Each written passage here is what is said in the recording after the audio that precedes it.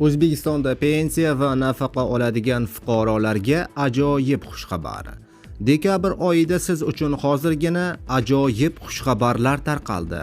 Barcha fuqarolar darhol xabardor bo'ling. Assalomu alaykum, hurmatli tomoshabinlar, tezkor yangiliklardan birinchilardan bo'lib xabardor bo'lishni istasangiz, video rolik ostiga like tugmachasini bosib qo'yishni unutmang. Like bosgan insonning qo'llari Ka'batullohning devorlarini ushlasin. Diqqat qiling, 2025-yil dekabr oyida pensiya to'lovlarini naqdsiz shaklda oluvchilarga mablag'lar to'liq 100% moliyalashtirildi. Pensiya jamg'armasi tomonidan joriy yilning dekabr oyi to'lov ro'yxatiga kiritilgan 4,2 million nafar pensiya oluvchilar uchun talab etilgan mablag'lar tijorat banklariga moliyalashtirib berildi.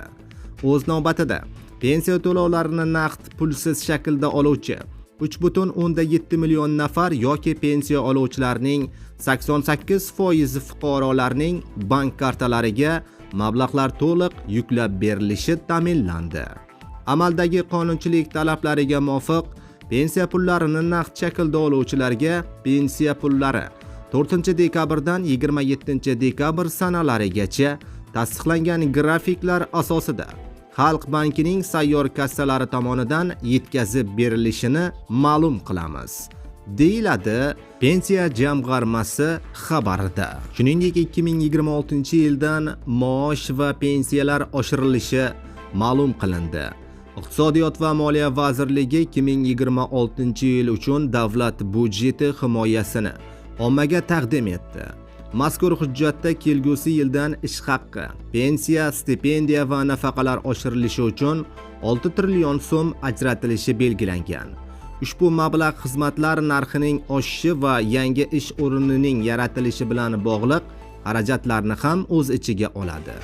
Qonun loyihasida aholi daromadini inflyatsiyadan himoya qilish maqsadida maosh va pensiyalarni inflyatsiya darajasidan yuqori sur'atda oshirish rejalashtirilgan. Prognozlarga ko'ra 2026-yilda mamlakatdagi inflyatsiya darajasi 7% atrofida bo'lishi kutilmoqda.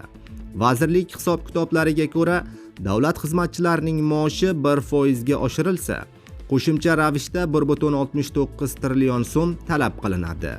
Pensiyalarni agarda 1% ga oshirilsa, 832 million so'mni tashkil qiladi. Jami ish haqqi va ijtimoiy soliq xarajatlari uchun 2026-yilda 172,8 trillion so'm ajratilishi rejalashtirilgan. Bu ko'rsatkich joriy yilga nisbatan 18,5 trillion so'mga ko'pdir. Shu bilan birga maoshlarga oid to'lov davlat budjeti xarajatlarining 42,9% ni tashkil etadi. Kelgusi yilda stipendiyalar uchun 2,2 trillion so'm, pensiyalar uchun 86 trillion so'm, nafaqalar uchun 14 trillion so'mdan ortiq mablag' yo'naltiriladi, deyilgan xabarda.